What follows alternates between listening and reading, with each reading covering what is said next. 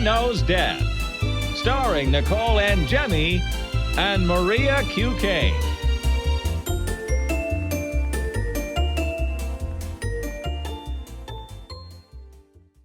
Ladies and gentlemen, welcome to City Vineyard. We will soon start this evening's performance. We invite you to sit back, relax, and indulge your senses.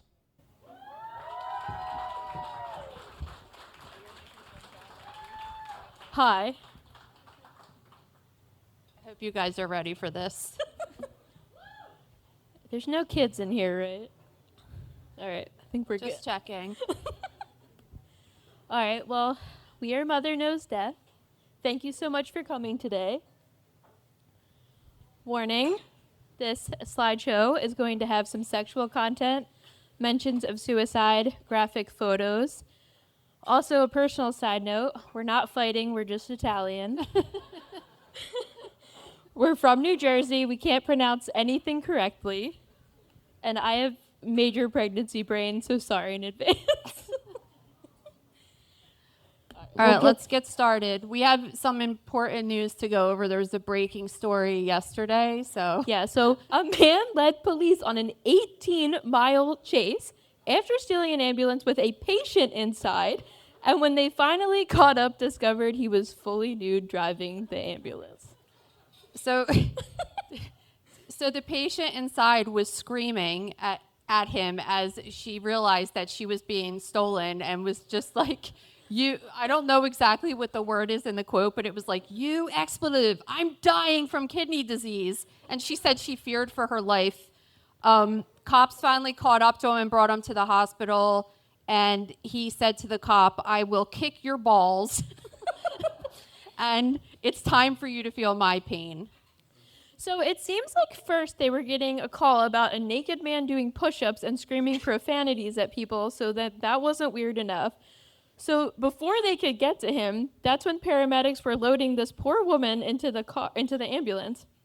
And then the guy, while they were attending to the woman in the back, jumped in the front seat, started driving away. The paramedics tried to stop it, and they just at some point had to jump out for their own safety.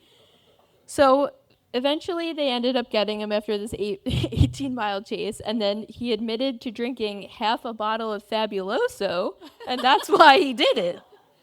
Yeah, so he's got a little bit of a history. So they did a breathalyzer on him and it was negative, but he said, I might have some pot in my system. Some pot. Don't remember. And he drank a bottle of Fabuloso. So he has a history of a suspended license, and he even has an ignition lock on his car for being a chronic alcoholic.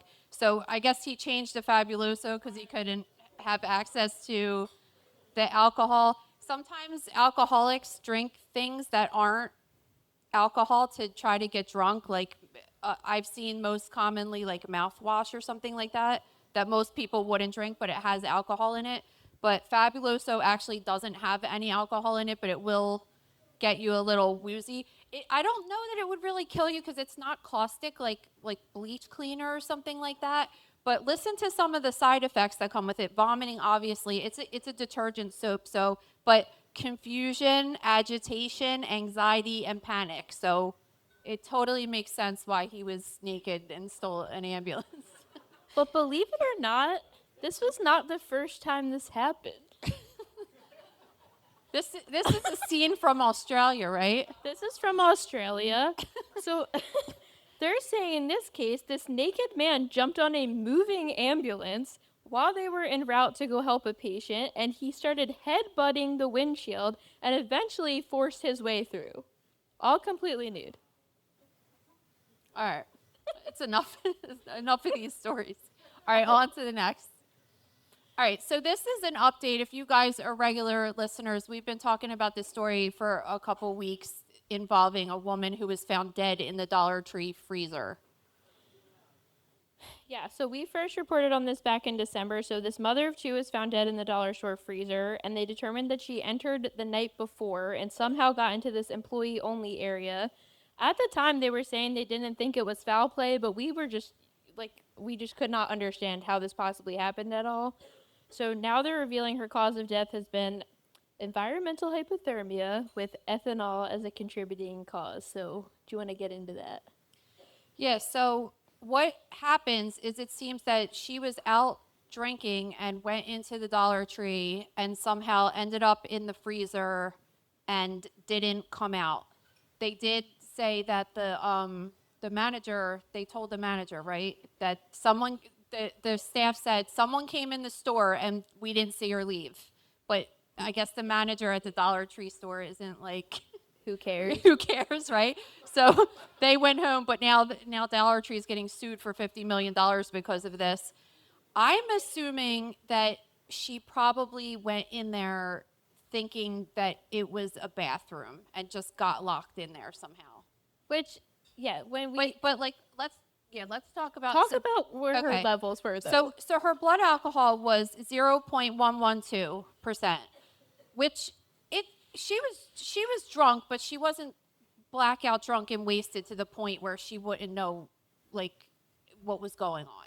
That's like 4 to 6 drinks within 2 hours. That's what I said to you when we did the initial story, because I understand she might have gotten back there, and even if she was tipsy or a little drunk, might go up to it. But a freezer door is a very heavy silver door, and then you have cold coming out of it. So what at any point doesn't strike you as odd? I just thought it was bizarre. I mean, sometimes when you drink, you could become, because it causes vasodilation, so your blood vessels open up and it causes you to become hot. Like sometimes your face gets really red and you can get hot. So I just don't see that. This woman's a doctor, by the way, isn't she? Yeah, she was an She's a doctor and a anesthesiologist. mother of 2. Like, why would she go in the freezer for any other reason? It's just bizarre. Yeah, but I was telling you this story. So I used to work at a bar for a long time, and one night we had a bathroom in the basement, and it was very easy to go in the front door and go right down into the bathroom. So one night, some woman goes down there. The 2 men closing the bar never check the women's bathroom to make sure nobody's in there. And then all of a sudden, at 6 o'clock in the morning the next day, my manager gets an alert that the alarm system is going off because this woman went in the bathroom, shot up heroin, passed out, and then was in the bar overnight. And nobody thought to even check or anything. But the fact that they alerted this manager and he knew about it way earlier is a serious problem. I just don't think $50 million to sue Dollar Tree. It's kind of not their problem that she stumbled in there. I don't know. It's just... We got to get Jared on to tell us how they calculate these fees, because we never understand it. All right, so let's talk a little bit about a death of hypothermia. So a freezer is 0 degrees, so that's going to happen pretty quickly. If we talk about Newton's law of cooling, when a person of an average weight at 25 degrees that's outside without a jacket or anything like that will start to feel the effects of mild hypothermia within a half hour and will be dead within 2 hours. So, and that's at 25 degrees. So at 0 degrees, that's going to happen pretty fast. And so normally what happens when we become very cold is that all of the blood that is going throughout our entire body, our blood vessels start to clamp up and all the blood wants to stay in our core to keep our organs warm, because ultimately that's what's going to keep us alive. Like, it doesn't matter if your arms and legs fall off. Like, the only thing that matters is your body and your head. So that causes that to happen, and you shiver sometimes when you're cold. You start to shiver, and the reason that happens is because it's trying to get your body to generate heat, but the alcohol kind of delays that as well. So she went in there and probably died very quickly, like under an hour, was locked in there. And when we do an autopsy on someone that dies in the cold, there's not one thing that you find that you're like, okay, that definitely says that they died in the cold. It's basically like you're doing this autopsy to rule out anything else that could have caused them in a way. But there are certain things that we see. So this is a stomach that's open, and from a person that died of hypothermia. And this is called Wisniewski spots. And they're not specific for hypothermia, but they're seen in 50 to 80% of people who do have hypothermia deaths. So one of the cool things is that they've done studies on to find out if this is really seen in people with hypothermia or what happens. They did this study with mice, and they just took a bunch of mice, 40 mice, and they anesthetized them and they froze them all to death. And they did autopsies or necropsies on all of these mice, and none of them had these spots. So they come to the determination that they think it's a combination of having stress along with dying in the cold. So when you talk about stress, it's like somebody that's locked in a freezer that's like freaking out and scared and trapped and can't get out. So this is a common thing that you would see in it's just due to the red blood cells breaking, and that's the spots that you see there. And then the next one. So this is a really cool thing too. Whenever I say anything's cool, it's not cool for people. It's cool from a scientific perspective. So this is called paradoxical undressing. So again, in 50% of people who die from hypothermia, they're found naked or partially undressed. And the reason is because what I was talking about, when all of the blood goes to your core, well, your nerves start to become damaged being that cold, and then all of a sudden it's sending these mixed signals, and then blood starts rushing back into your limbs, and it gives you this feeling of like a woman getting a hot flash. And these people think that they're really, really hot, and they take off all of their clothes. It's right before they die. So we don't know this in the dollar store freezer case if she was found partially undressed, but there's a 50% chance that she was. All right, so then in a similar case, police had gotten this tip that a 75-year-old homeless woman and her 49-year-old son were trapped in the car they were living in due to the snowstorm a few weeks back. And at first they got the report and they couldn't find them. There was 20 inches of snow in this area. I believe it happened in Rhode Island, right? So what happened was this woman was Russian speaking. She couldn't speak English, so she had contacted one of her friends. And that woman got her boyfriend to go to the police department and translate the message to let the police know that they were stuck in this car. And they went and looked everywhere for her, could not find this car. And basically, the snow started melting, and they found them in a parking lot outside of a hospital. Yeah, so, this is just a really unfortunate situation, but the police, they just got a call it was from another town. They didn't have license plate numbers, so they were just driving around looking for some white car that they couldn't find. They couldn't get it back in touch with the interpreter either to get more information or anything. And then a really weird piece of information that came out was when the interpreter told the police, the woman alluded that her son was already dead for 2 days, but they don't know why she wouldn't get out of the car. Yeah, so unfortunately, this is the same exact kind of thing that you're going to see we would see the same exact thing that we saw in that we would probably see in the Dollar Tree death from the freezer as well. You would see the same spots in the stomach and potentially the paradoxical undressing and things like that. All right, another serious topic. We're going to talk about this guy's penis.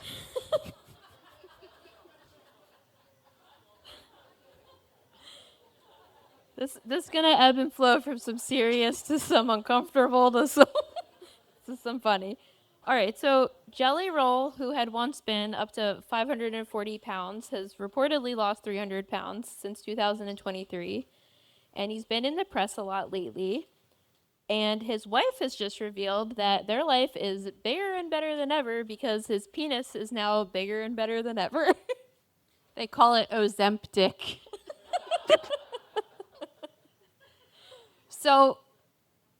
So it's not really like his penis is getting bigger. It's just that his belly is getting smaller, and his mons pubis, if you guys know what that is, it's that little, that fupa, that little. Yeah, that was the grossest word that I learned in PA school because it means pubic mound. So it's so gross. So yeah. Also, when you take Ozempic, in theory, it improves your heart health and your cardiovascular health, so you can have stronger erections. So it might look like you have a bigger penis, but you don't. But listen, there's a really famous comedian who said this best. So I made you this picture on AI. I don't know why people are so against AI. All right, so he's just like, their penis is not getting bigger. Think about a mailbox. Like the mailbox is covered in grass, and then all of a sudden, when you cut the grass, you could see the mailbox. Like it's the same exact thing. Well, I also thought this was interesting because so his wife just had a memoir come out. I think came out this week, and she revealed that she contemplated killing herself after finding out that he was having an affair on her in 2018. And this was big news back in October. I guess now that this book has come out, it's been put into perspective that he came out of nowhere and said that he had this affair on her, and everybody was thinking he was a complete asshole for it, obviously. And people were also criticizing him because he went on another podcast, not her podcast, to talk about it. And it's like, you couldn't even have given your wife the downloads on this exclusive story. And now this book came out, and his excuse for it was that he surrounded himself with a bad crew of people that rubbed off on him. And I'm just like, I don't respect you anymore. I don't know. I literally have no idea who this person is. I know you don't. I don't know who he is. Like I was surprised you picked this story. Because it was about a penis. That's why. I like who, like he's a singer. Like what's? Yes. Okay. All right. I don't have all the time in the day All to right, explain to this lady what is going on in I pop have no culture. idea. I have no idea what's going on in the world because my life ended in 1994 with this singer. That's not my problem. Oh, that so happens to be the year you were born too. I didn't mean it that way. Yeah. So this is Sure. a singer that we all know about, and this is some juicy info that came out this week. Yeah, and we're going to talk about this for a while because this is super interesting. You can educate everybody on this since you're so old. All right, let's talk about Kurt Cobain. So if we didn't have enough going on in the news this week with the whole Nancy Guthrie thing, they had to come out with this story that like all of these forensic scientists said, oh, he was definitely murdered. Like why this week? Could you have waited until like the news wasn't so crazy? So we're going to go through this. So I have a website called The Gross Room, and every week I do a celebrity death dissection or I'll do a death dissection on a high profile person. But so this week I did Kurt Cobain again. I had done it years ago, but I kind of brought it out with all this new information. So I thought I would give you guys a little bit of an insight of what we write about on the website when it comes to these celebrity deaths. I'm also writing a celebrity death book right now. So that'll be out in when? 2020? Fall 2027. Yeah, like it's going to be a while. I'm not done it yet. So there's a lot of details with this. So let me just go through it in order. All right, so in 1994, the King County Medical Examiner ruled his death a suicide. Seattle police kept investigating it for years, and over the past 30 years, there have been pictures released. An autopsy report wasn't released until 2003, and that was because his grandfather requested it, and then his uncle got it, and then publicly released it. So in the state of Washington, it's not mandatory that we have access to the autopsy reports if the family doesn't want us to. So that's why we didn't get that until, it was released in, I think it was 2023. It was pretty recent. That was a typo. So as of right now, anybody that is able to look at any of the autopsy records or photos are, like, you guys could look at all the same stuff. It's all online. Everything has not been released as of now. Nobody's ever seen pictures of Kurt Cobain's actual autopsy, his gunshot wound, have his actual records in their hand or anything like that more than everyone else has access to. So recently, in November of 2025, the International Journal of Forensic Science, which is a journal that has peer-reviewed articles in it, they did a whole entire research project with blood spatter analysis people and forensic pathologists and toxicologists, and they titled the paper A Multidisciplinary Analysis of the Kurt Cobain Death. And they came to the conclusion that this case is 100% not a suicide and it's a homicide. So this is like a really big deal, and it's not just like some person saying it. They did a bunch of studies saying that they really believe that this actually was not a suicide. So they brought all of their findings to the King County Medical Examiner's office recently, and they said they want the case reopened, and the King County medical examiner's office said, no, we're not reopening it because there's no new evidence, which they are correct. There's no new evidence. It's just that scientists are looking at the evidence that they have available, especially with the newest techniques available in forensics right now. So as of right now, this doesn't even really matter, because if they don't want to reopen it, then that's it. It's going to stay how it was. So why though, is it not coming out why they reopened it? Was it possibly his daughter trying to push for answers, or they just decided at any random point in time, we're just going to look at this case right now? No, they're just like scientists wanting to have fun, and they just wanted to debunk what was said. Like, It's just so interesting. I mean, it is, but like you want to do that with all these cases that are like the Ellen Greenberg case and all these cases. Like, we sit around and question it all the time, and these people were like, you know what, we're gonna waste hours of our time and like actually prove it. Well, that's what I was going to ask you. Do you think this is one of those cases like Karen Reed, Ellen Greenberg, where it was just simply a botched investigation and therefore we will never know? Or do you think they have enough credible new analysis to prove that everything was wrong? What they've showed is good, but you can't say, because we can't see all of it. They didn't see all of it. Yeah. I think that it's enough to warrant it to be reopened. So all right, so first we're going to talk about, this was a strong case for suicide. I don't know how familiar all you guys are with this case, so I'll go through it a little bit. But Kurt Cobain had a history of depression, bipolar disorder. He had 2 uncles that both died by suicide via gunshot. He was a chronic drug user. He had multiple rehab stays. He had suicidal ideations and multiple suicide attempts. A month before he was dead, he overdosed on rohypnol, or roofies, in Italy, and he had to go to get his stomach pumped. He had 50 pills in his stomach that they called an accident. On top, nobody accidentally takes 50 pills. On top of that, they were all in blister packs, so someone had to pop out all 50 pills. So, and apparently there was a suicide note too with that, but he said it wasn't a suicide note. A couple days before his death, he said that he was going to kill himself. His wife had called police to the house. Officers came and took all of his weapons out of the house. He had a couple of different guns. The band came over and said that they were going to leave him, and his wife said that she was going to leave him if he didn't go to rehab. He went to rehab, and then he broke out of rehab. Right before he went to rehab, he bought a 20-gauge shotgun. When he got back from breaking out of the rehab, he bought shotgun ammo.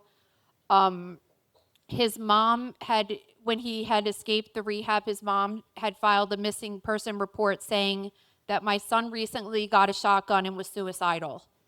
So this is from the perspective of the medical examiner and the death investigators going in on this. It's very strong for suicide.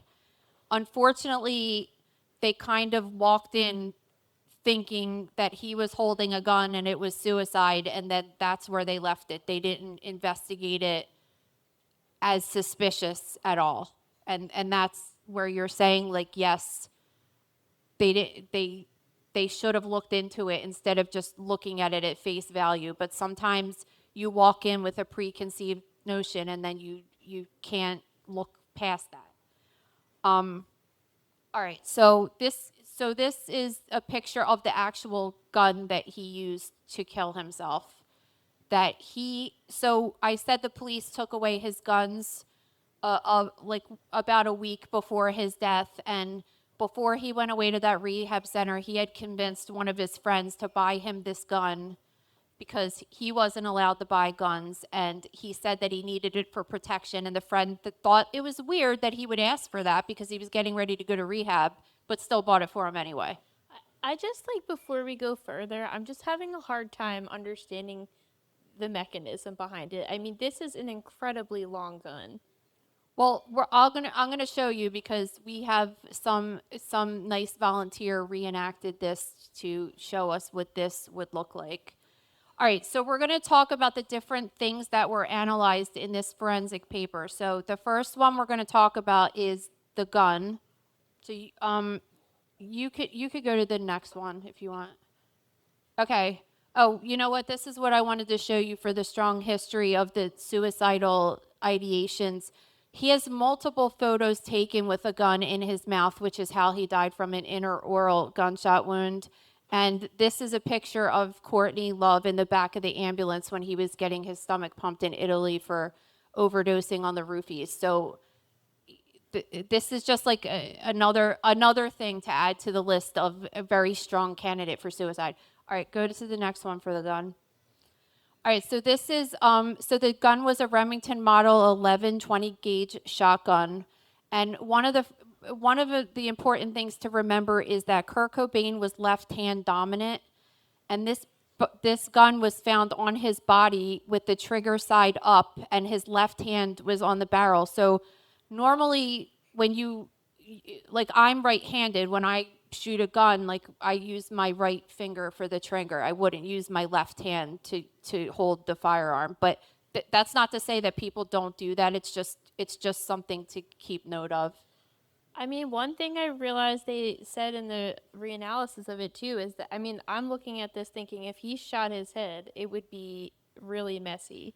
And they were Not saying, necessarily. well, they were saying this scene would be this scene was really clean. So I think that's what threw them off too. Yeah, and we'll talk about that a little bit. We'll talk about that a little bit more later, but we could talk about it a little bit now. So when they did, so nobody's actually seen the picture of the gunshot wound, but we did see on the autopsy report how they described it. So we're able to say that he was holding the weapon at a 35-degree angle, which is why this person volunteered to hold. It's the same exact weapon that he had, except it's not the exact weapon, because that's still evidence. So you don't want to be sticking it in someone else's mouth and things like that. And honestly, it's kind of brave for this guy to even volunteer to do this, because this would scare me to even. Of course. I just wouldn't trust it. But so he's holding it at the same exact angle that the gun was discharged on Kurt Cobain, 35 degrees. So this is how he would have had to hold it himself in order to shoot himself in the mouth like this. Which, if you're looking at it, it's very awkward, and I think that these weapons are heavy. I mean, I don't know. I just think it's hard to like hold it up like that and keep it stable. But I know that people do it. It's just very awkward. But there's other factors here though, with drugs and everything. So well, yeah, and we'll talk about that in a little bit. But so at the base of the wound, there was soot around the wound where his teeth was, which they were able to prove with testing on this weapon. Just like a side note, this forensic paper is 50 pages long. It's huge. And so I'm not going to talk about every aspect of it, but they did test on the gun to see where the compensator, which is around the base of that's inside of his mouth, when it is discharged, it is coming out. They wanted to see, is it coming out of the top or is it coming out of the bottom? Because that, when it vents out, the soot would come out and leave a mark. So they said, based on their testing, that he was not holding the weapon upside down. He was holding it in a normal position that someone would hold it. And they're able to determine that because of the actual gunshot wound. And that was documented in the autopsy report. So the first question is, how did the gun turn upside down when he was found dead? When you look at this picture of C, that's how they think, just based upon what they saw in the wound inside of his mouth with the soot at the top. This is the position that he had to have had the gun in when he fired it. Now, those red arrows show that what happens when you have a contact wound against the roof of the mouth like that, you get something called back spatter, which is, it would look like paint splattered as soon as it was hitting the roof of the mouth, right? So on the actual weapon itself, you could see that spatter that's on the weapon.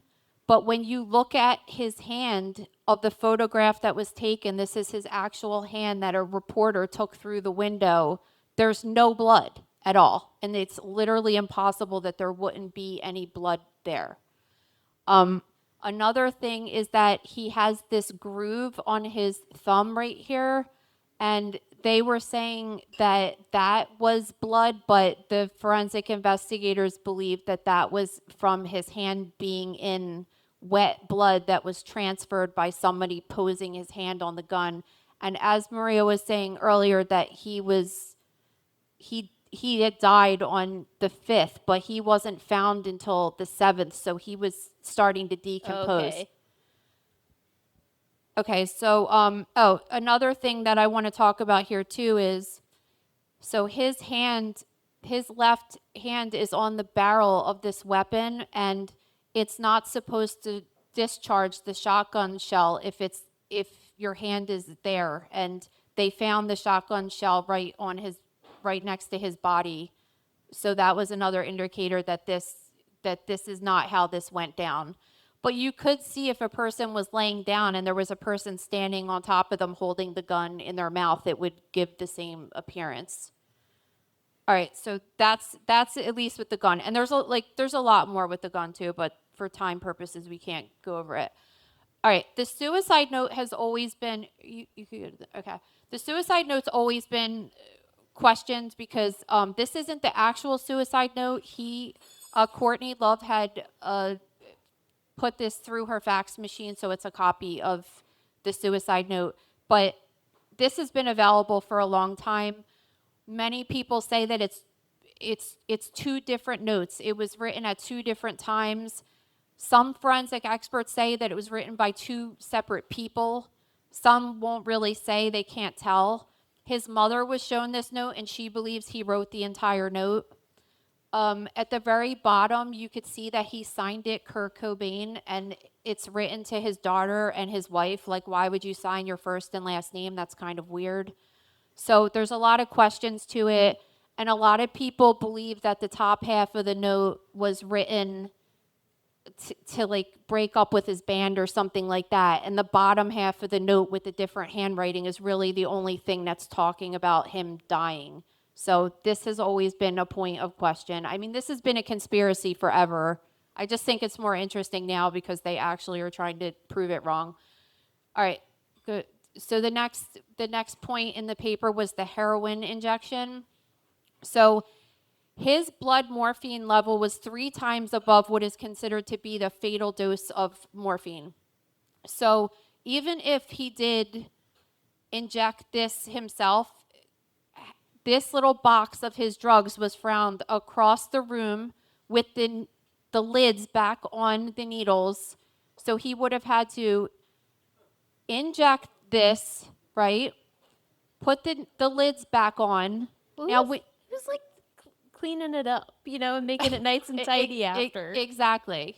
Who's cleaning it up is exactly right. And it's when you inject heroin intravenously, it goes into your system within 30 seconds, and you feel a feeling of your euphoria for a minute, and then you're nodding out and passing out.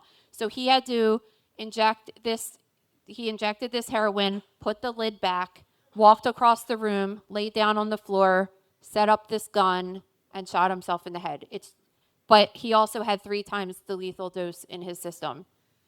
We don't have the exact toxicology. We have some of the toxicology report, but not all of it. So again, this is just based upon what they have seen.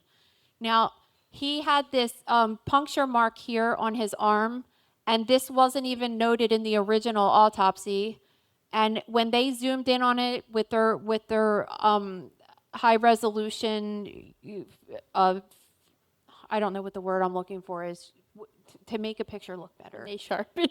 No, it's not just sharpen. They just use technology to resolution, whatever. They zoom in on it, and they notice that it has this like a stellite pattern, like a star-like pattern, and it's not where you would inject intravenous drugs, right? It looks like it's in the muscle of his arm right there.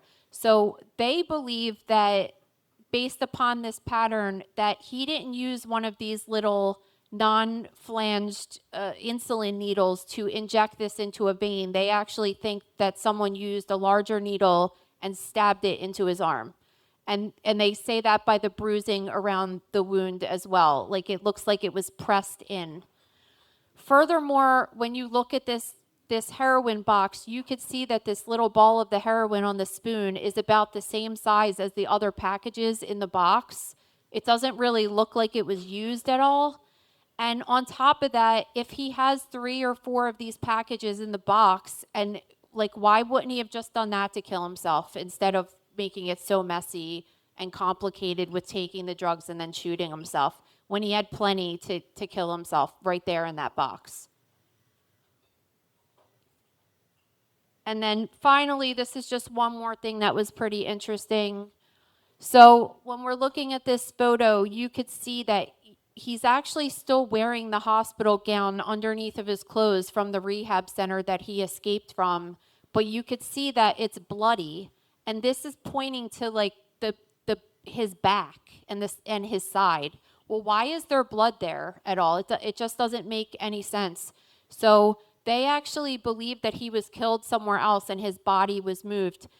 It was noted in the autopsy, well, not the autopsy report, but the police report, that he had blood coming out of his nose and out of his ear.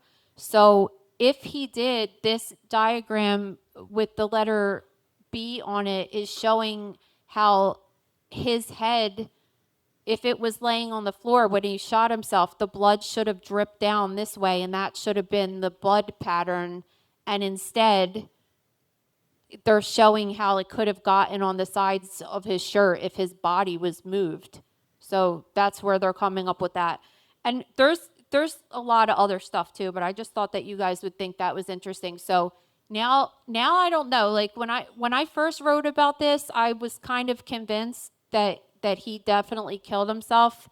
And there's some shady stuff with the medical examiner too. Do you have that information? Yeah, so the coroner, Dr. Nicholas Hartshorn, it came out that later that he was a friend of Courtney Love, which is, of course, a conflict of interest when doing this case.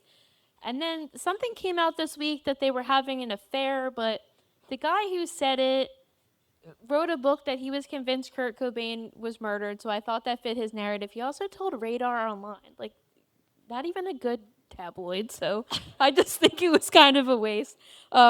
I don't know. It was weird. And then didn't you say he died in a really suspicious way? Yeah. So he was only 30 when he did the autopsy. He wasn't even board certified yet, and which is normal, but I don't know that they should have put the new guy on this case. I think that's a little weird. And yeah, he worked for the venues that they used to play at and stuff, right? So that's a little bit of like a weird. Like if he was a friend of the family, it's kind of like a weird conflict of interest in a way. If somebody came into the morgue that you knew, you can't work on that case, right? Or you just choose morally? No, I to? had that situation happen with one of my friends actually, and I just said I'm not doing it, but I don't know that they would have stopped me if I wanted to. And it wasn't. But that wasn't like a medical legal one though. Like I just think it's a little bit different when you're talking about, when it pertains to the law and everything like that. All right, some lighter fare. Lighter fare, eating ass, why it's bad. So, what happens at Mardi Gras? Dude, what happens at These Mardi are Gras? strangers. I didn't even put this video up here because it's like porn. Yeah, we figured we're already probably pushing the limits here. This guy just like went up to this stranger. I don't even know if it's a male or female, and just like pulled the thong over and just started like licking the ass. And people were throwing stuff at them and just watching. Really, this lady that's in the background, her face was really the best the whole entire video because she was like, "What the fuck am I watching right now?" Well, see next to them. See next to his shirt, there's like a cardboard with white. I think somebody threw a sheet cake at them. I don't know what goes on there, but yeah, so like I feel like I have to say this as a public service announcement. Like, you shouldn't just go up to random people and lick their ass. Like you can get really sick, honestly. Like you don't know if that person just took a shit and like you don't even know them. Like, at least be like, hey, can you like go use a wipe or take a shower or something? But but there is a safe way to eat ass. Edibleanus.com. This came. I saw this, and we saved this for you guys. This came out on Valentine's Day. So quite a deal. You could get chocolates for $33, or there's an option to cast your own and get it in silver or bronze, but those are a little pricier, ranging from $600 to $700. The bronze one is $647. And it says, quote, a work of art to sit alongside all of the great 20th century masters can be passed down from generation to generation. Do you know the best part of this is that yesterday we're at your kitchen table putting this slideshow together, and I said, I feel like I saw them do this on a reality show, and I couldn't remember what it was, but I was sure of it. And then I said, I think it's Girls Next Door. That was a good show. So I found the clip. Remember Pop used to watch that? Pop, Luke Waltieri used to watch Girls Next Door. And then I found the clip on TikTok, and it was dated 2006, only to realize, oh my God, I was certainly watching this live, and I was 11 years old. But it was there. Listen, I was just getting by, guys. Like, don't judge. Don't judge. I don't think you need to judge. Like, did anybody just watch that Top Model documentary? Because I just made my husband watch it with me, and I don't think he knew anything about it. And I was like, you don't even know. Like, this was just totally acceptable in 2006. So wait, so the bronze, we're not done with the bronze anus yet. It has, on the website, it has 6 5-star reviews. Like, a lot of people, I mean, this was $647 somebody bought it. And the cast your own anus said, quote, how can I cast my own anus in fine casting plaster to keep it as a treasure forever? I was wondering that too, so I bought it for you, babe. It's that's what I got from it. TMI. Ew. I think it said on the website, too, that it started as some, like, art exhibition, and it was so popular. They started selling them. But they're sold out of the chocolate, so don't get your hopes wait, up. and you didn't say, so in the Girls Next Door, they didn't cast their own anus. They cast their own vaginas. So Holly cast her vagina, Bridget cast her breast, and then Kendra did her butt, and then painted a little chocolate starfish on there. And they didn't say if they sanitized the molds in between them touching their parts and then putting the chocolates. I was wondering that about the chocolates, these chocolates. Remember we had that story that And, like, somebody who- was how do doing you with do that? sores? Yeah. That But, was like, I just want to know, like, how do you do it? Like, if I ordered this kit at home, let's say, how does that look? Like, how are you doing that? Like, you have to lay on the bed with your legs up in the air and, like, have someone pour that gypsum stuff? Like, I think we're constantly teetering the line of appropriate v inappropriate conversations between a mother and daughter. And Okay. I'm gonna all right, well, then bow out of let's this get one. on to the guy that was born with 3 penises. All right, so this is a really... Do you want to talk about this one? Yeah, or- so this was at University of Birmingham Medical School. So they were doing this dissection on this 79-year-old man, and then just found he had 3 penises, and he most likely was not aware of it. Yeah, so this is really cool. Again, I mean, listen, this guy grew up to be an old guy and donated his body to science, and this is how we're thanking him right now.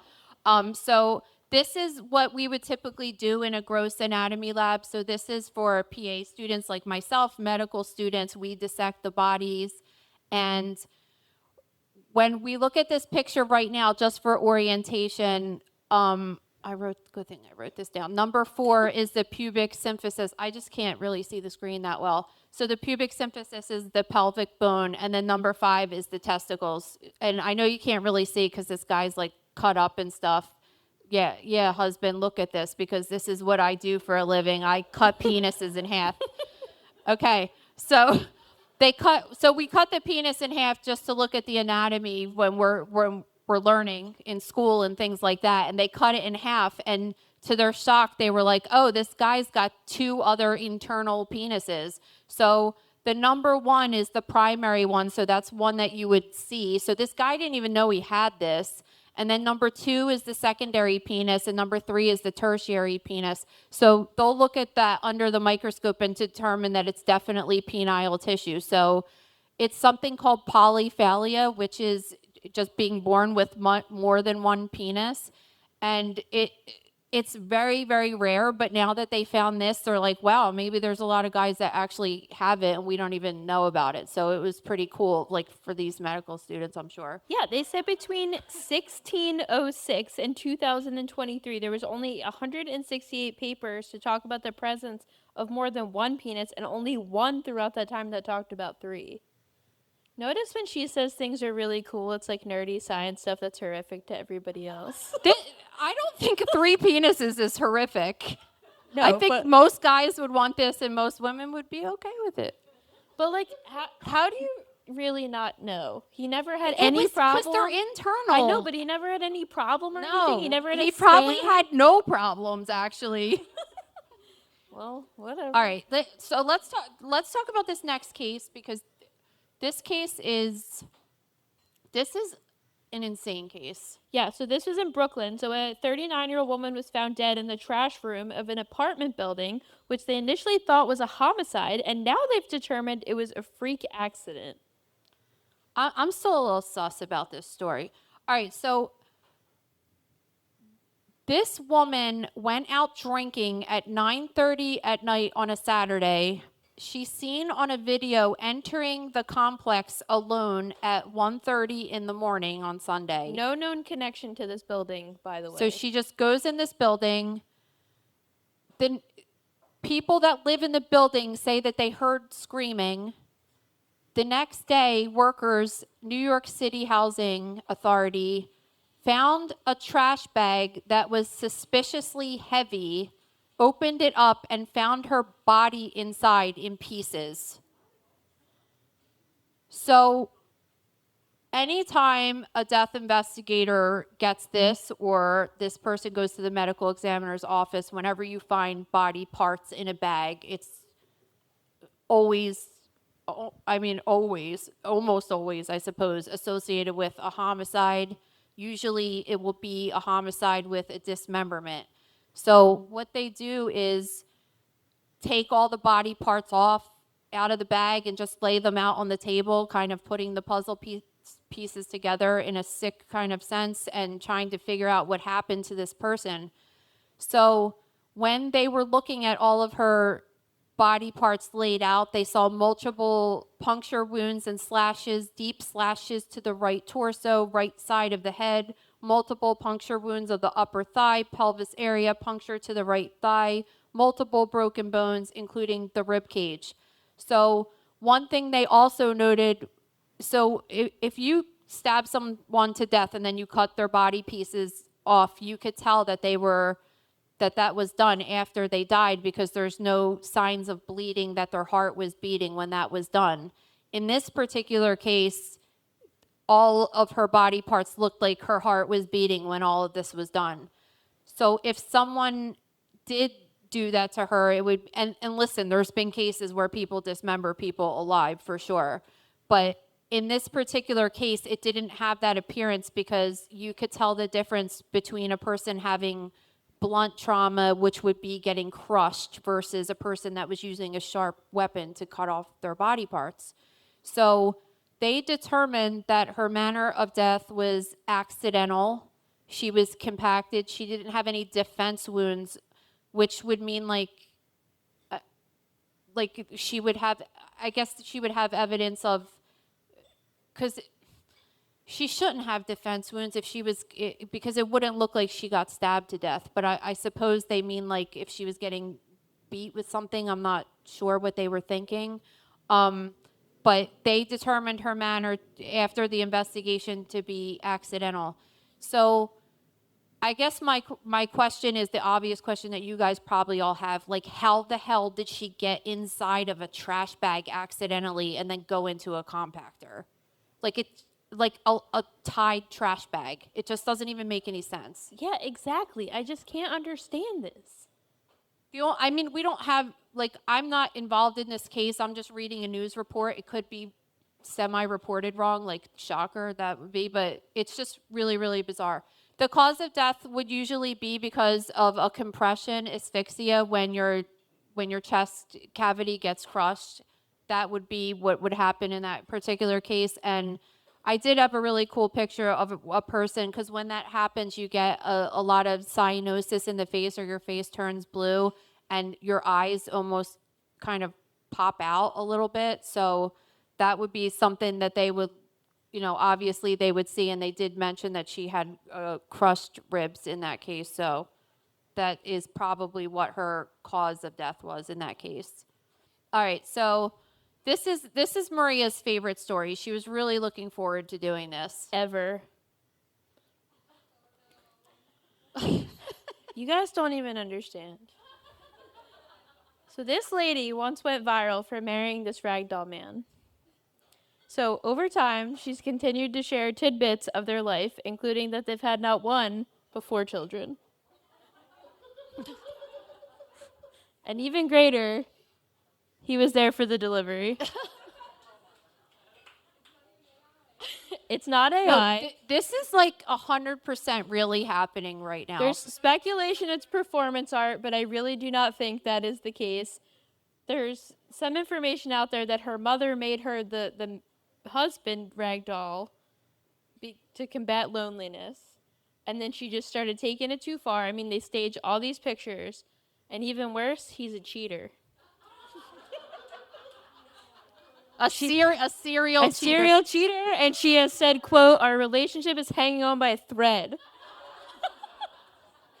She said, "Marcello is a serial cheater. This isn't the first time he's been unfaithful. I forgave him before the simple fact that we have a family together. I couldn't break us apart for the kids' sake." I don't know what is going on here, and even more concerning, we showed this to my 13-year-old sister, and she didn't think there was a problem with it either. She just didn't see why we thought it was funny. And we're like, what are you talking about? This person's out of their mind. So she has a known condition called objectophilia, which means that you have a romantic relationship with inanimate objects. If everyone remembers the My Strange Addiction, the guy with the that car. Chase. Remember the car's name was Chase? He was having sex with his car. Wait, wasn't there an infidelity with the car, too? No, the car got in an accident and they couldn't be repaired, and he's still not over it. Why are the objects unfaithful? I don't understand what's going on.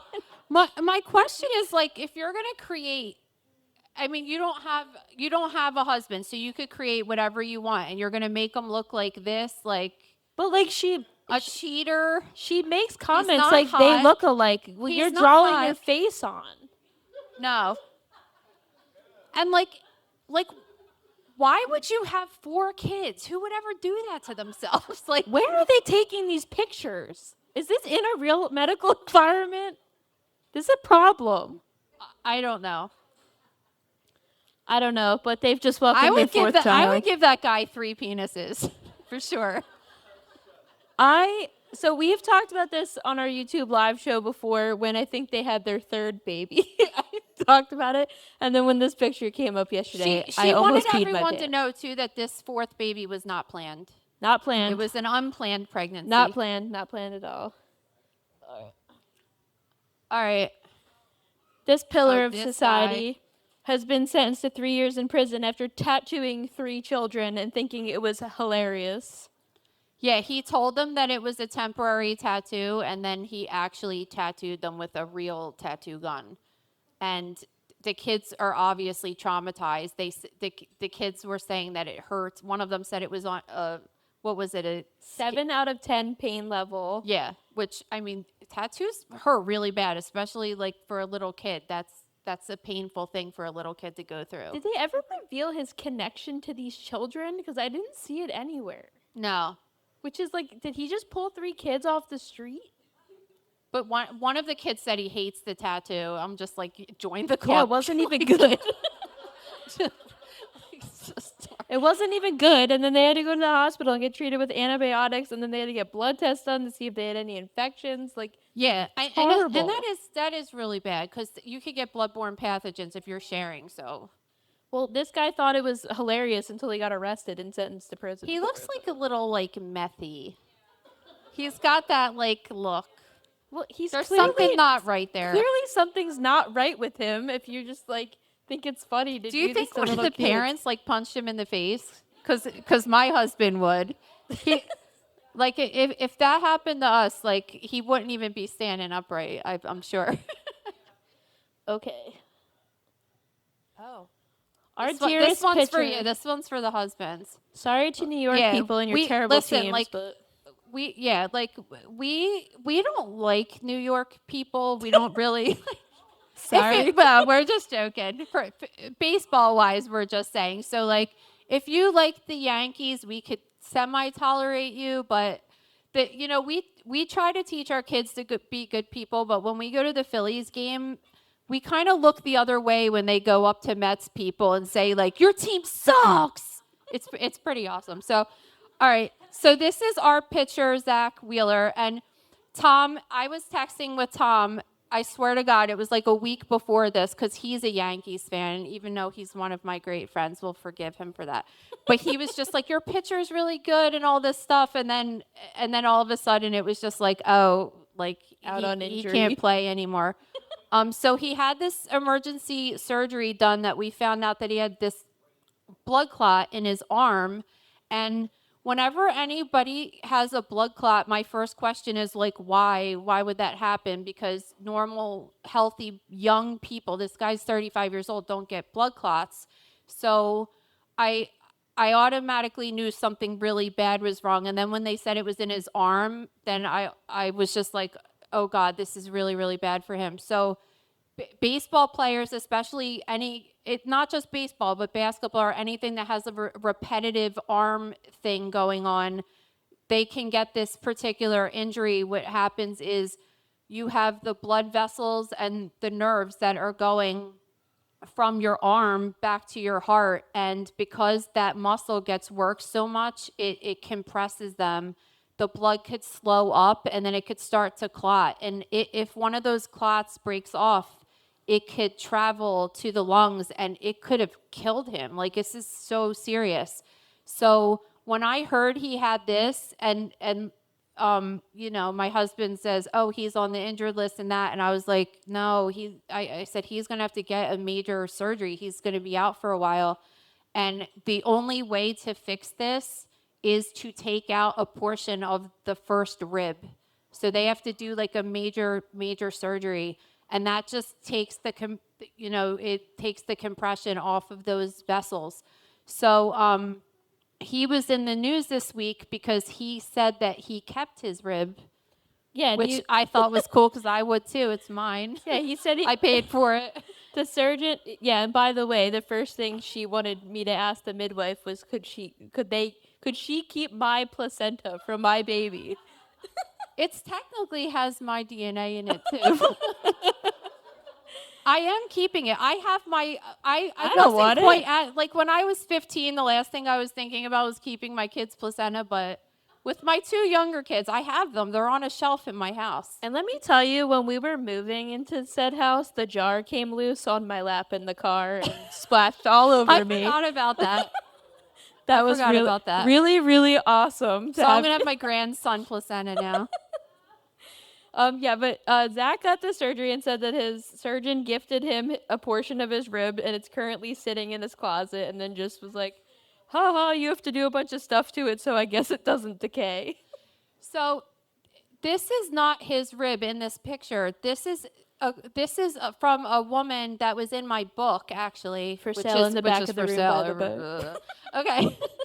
Anyway, so she was a cheerleader and she did competitive cheerleading and she would hold people over top of her head. So it's that repetitive injury that she had, this condition called thoracic outlet syndrome too, that Zach Wheeler had. So she sent me this picture of her rib that she got back from her surgery as well. So I thought that was kind of cool. But my husband's back there, and you could buy that book from him and the little tiny beanie back there. And we will be signing books after the show. All right, we're going to wrap up with what everybody in the world wants to talk about and is probably over at the same time. Nancy. All right, so yeah, it is a lot to talk about, and I was praying that nothing happened before this show because I know Lauren Conlon would be out there on her phone reporting if anything happened. were I gonna was say- like, if I start seeing that table back there, like walking outside, I know something happened. We're gonna say if something major happens, just come up here and just tell everybody you'll know all the Just details. do it. We'll live stream you right from. Live stream you right from the stage. No, but I mean, now is what? 3 weeks she's been gone. I think it's 21 days today. 21 days as of tonight when she's been missing. I mean, we were at an event the other day, and it was all anybody could talk about, their theories and everything going on. Yeah, we saw Cheryl the other we day. did see Cheryl the other She's day. been on TV every single day. She's making the rounds. Cheryl McCollum. Cheryl's on one. Cheryl at CrimeCon. So I'm due CrimeCon weekend, unfortunately, and Cheryl's suggestion was just come anyway and give birth on stage and have your mom narrate it to the crowd. She doesn't understand why we don't want to do it that way. Yeah. So I'll do it. We're gonna be. You know that Kelsey lady, the wife. What's her name? Kylie Kelsey podcasted 2 days after giving birth. No, we're gonna beat that. We're gonna do it at I the have hospital. to one up her. Yes, I have to. You have to. At the hospital, we're doing it. I don't care if you don't feel. Listen, there's no excuse. I'm not. There's no maternity leave We in don't this take. business. No, we don't. You don't. We don't take off. We're not those kinds of people. I'm gonna one up her. Like, she thinks she's showing everybody. I'm gonna show you. Like, see how it goes. No. So I guess where we're at right now is they're gonna be focusing on the genetic genealogy, right, from these gloves they've recovered. They found another glove. How do they know for sure these are the gloves connected to these people? Well, they found a glove with blood on it recently. Okay, but that could be anything. Yeah. Like random bloody glove in the desert. I don't know. I'm kind of like, I was so obsessed with this case, and I think I lost so much sleep over the past couple of weeks, because did you notice that it was like Saturday night at 10 o'clock that they were having these raids and this and that, and then I was like, I can't fall asleep, something's going to come out, and now I'm just like, I'm tired. No, they asked me at the doctor, like, are you sleeping okay? And I was like, well, I don't know if it's pregnancy related or I'm just really Where's Nancy obsessed with this Guthrie? Nancy Guthrie because I just need to know where she is. So it's really hard, especially every single day, all this information's coming out. Some of it's wrong. You just like can't believe how botched this this investigation is just like completely all over the place. I don't understand how anybody could follow it at this point. I feel like on Thursday I gave up and was just like, I'm just going to check every couple of days instead of every single day. I can't keep up. Yeah. Maybe it'll be mind-blowing like the Idaho case was, that we all think that they're like, it's a shit show, and then all of a sudden they have it all together behind the scenes. I really don't think that's going to happen. This sheriff has not proven that he's good at public speaking. He seems like he just likes being on TV all the time. Could it be aliens? There's a This is million a good conspiracies. Yeah, I don't know. Like, we were talking about this when we saw Cheryl the other day. Like, nobody even knows. I talked to some people that have been, Cheryl's been making the rounds. It fits. These people Everyone. that have been making the rounds a lot, and nobody really has a strong idea of what could happen. It just could be anything from like just thugs to something really highly sophisticated. Who knows? Well, Lauren shared the other day, thank God Bethany Frankel chimed in with her. Oh, she did? I was just dying to know what she thought, just to say the my obvious God. that it was probably a it's competitor. so out of control. It's so out of control. It's so out of control. I'm tired of that lady. I can't even get into that. The tangent only right thing now. that I could add, because this is just like the genetic genealogy thing is like above my pay grade, but the only thing that I could add from it is the whole blood situation that was found on the scene. Like, I just don't think it's a big deal. If you look at this picture at the very end of where her wrist is, it's kind of purplish. She has what's called senile ecchymoses, which is when you get older, you lose the subcutaneous fat in your whole entire body, and all of the blood vessels that are right underneath of your skin don't have that fat padding protection anymore. So, and on top of that, she's on blood thinners too. So the combination of that, like sometimes I do autopsy on an old person like this and just move their arm and the skin just rips because it's just so thin. And then she's on blood thinners, so she's just going to bleed. Like, that guy could have just grabbed her wrist and pulled her away, and that blood could have been there. And I've never even heard really anybody say this, that blood didn't even have to be from that night. Like, she could have got cut on something 3 days prior, and that blood could have been there. Well, something I just don't think it's, like, people are acting like she was, like, killed or something, and I just don't think it's that much blood. But I think the biggest concern is that we don't know for sure if the police saw that blood on the porch or if we saw it for the first time when Brian Enton posted those pictures. Because if you notice, too, I mean, obviously I have no problem if they don't want to mention that to compromise the investigation. But other experts were pointing out there wasn't even swab marks in it or anything. Like, it never was even tested. Yeah. I don't know. I don't want to say because, like, you don't know what's going on, you know? I don't know. But I do think the guy is talking a lot, so, like, maybe, I don't know. And they didn't find her, so. He's talking a lot, and then we talked about on the show this week, too, how the Today Show posted this totally insensitive, like, sometimes you just need a hug from your mom when their main anchor's mother is literally missing right now.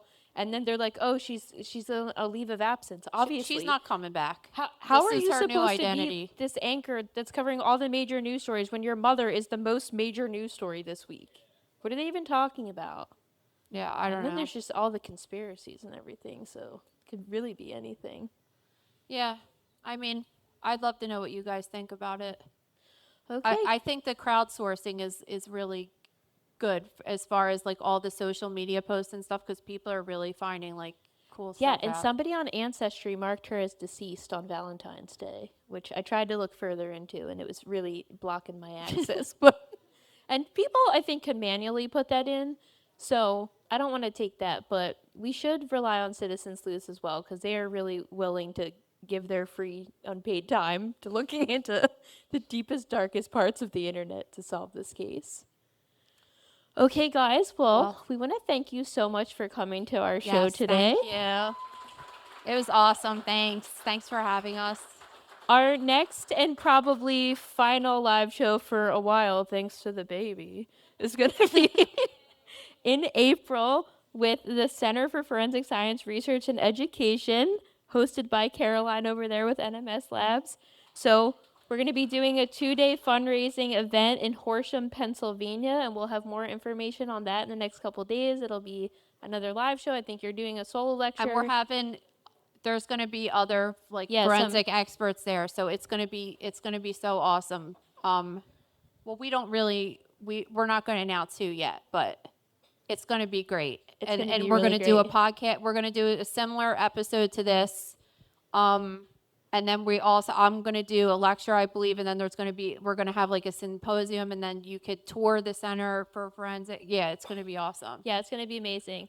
And we just want to thank you guys again so much, and we hope you enjoyed our show. Bye.